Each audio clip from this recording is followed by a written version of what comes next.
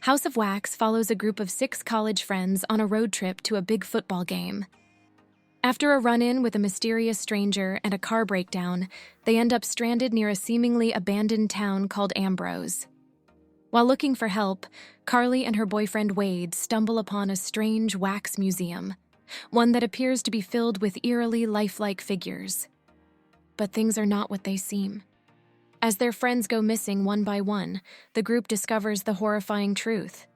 The wax figures are actually real people, preserved in wax by a masked killer named Vincent and his psychotic twin brother Beau. Carly and her twin brother Nick must fight for survival as they uncover the secrets of the town and the twisted siblings behind the wax-covered madness. Carly Jones, played by Elisha Cuthbert, serves as the film's main protagonist. She's not the most original final girl in horror history, but she's competent, emotionally grounded, and progressively becomes stronger as the danger escalates. Her evolution from passive participant to active survivor is satisfying, and Cuthbert carries the role well. Her twin brother Nick, played by Chad Michael Murray, initially introduced as a rebellious, angsty character, surprisingly evolves into a protective and heroic figure. Their sibling bond adds an emotional layer, albeit a light one, to the film's otherwise gore-heavy narrative. The film's villains are the Sinclair twins, Beau, the outwardly social but sinister brother, and Vincent, the silent, masked sculptor who uses hot wax to preserve his victims. Together, they represent a mix of brutality and obsession. Unlike many slasher villains who kill for sport or revenge, Vincent is portrayed more as a disturbed artist, creating perfect sculptures out of real people. This adds a psychological dimension to the horror, giving the antagonists a bit more depth than your typical masked killer. The tragic hints at childhood trauma and physical deformities humanize them slightly, without ever letting you forget they're monsters.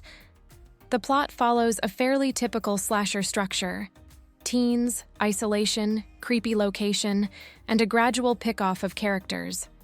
But what sets House of Wax apart is its central concept: a wax museum made up of real human bodies. It's an unnerving idea, and the movie capitalizes on that with some creative, grisly visuals. While the story doesn't offer many surprises, it executes its premise well. The pacing starts slow, but builds effectively toward a tense, chaotic finale. The final act, where the entire wax museum begins to melt around Carly and Nick, is visually impressive and symbolic, the fake world of Ambrose literally collapsing. The film uses body horror and slasher violence to maximum effect. Some kills are shocking, and one particularly memorable scene shows a man trapped in wax, paralyzed but alive, as pieces of his face are peeled off. The horror isn't just about blood. It's about the grotesque idea of being turned into art against your will. The wax aesthetic gives the film a unique identity. The museum itself is genuinely eerie, and the final sequence, as the wax walls melt and characters try to escape, is one of the more visually creative climaxes in the 2000s horror. The dialogue is one of the film's weaker elements. Much of it feels like filler, generic college banter, shallow character exchanges, and predictable reactions. The script doesn't give the cast much to work with in terms of depth or nuance. Paris Hilton's character, Paige, speaks mostly in one-liners and party girl cliches. Her dialogue, like her character, exists largely to fulfill slasher tropes and set up her anticipated on-screen death. The script is functional, but far from groundbreaking. It follows the slasher playbook closely: group dynamic tension, red herrings, escalating kills, and a final battle between survivors and killers. There are hints of deeper psychological themes: identity, trauma, the idea of being frozen in time, but they're not fully explored. However, where the script falls short in dialogue and originality, the direction, pacing, and visuals help elevate it. The concept of people being turned into wax statues is disturbing enough to carry the film, even when the writing is thin. Now let's talk remake versus original.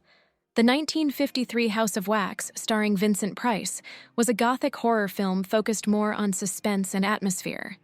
The antagonist, Professor Jared, was a disfigured sculptor who turned his victims into wax figures out of artistic obsession.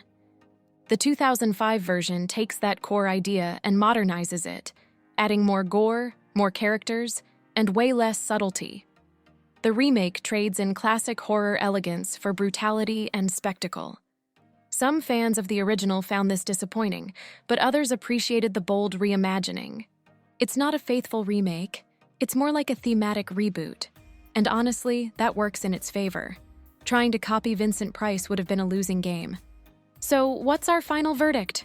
House of Wax is a flawed but entertaining horror film that takes a simple concept and executes it with style and gore. While its characters and script are mostly forgettable, the creepy setting, inventive kills, and intense final act make it a standout in early 2000s horror. It's not a classic, and it doesn't pretend to be, but it delivers where it counts: atmosphere, tension, and shock value. If you liked this video, please like and subscribe to the channel, and while you're at it, hit the bell to get notified of when we upload next. Till next time.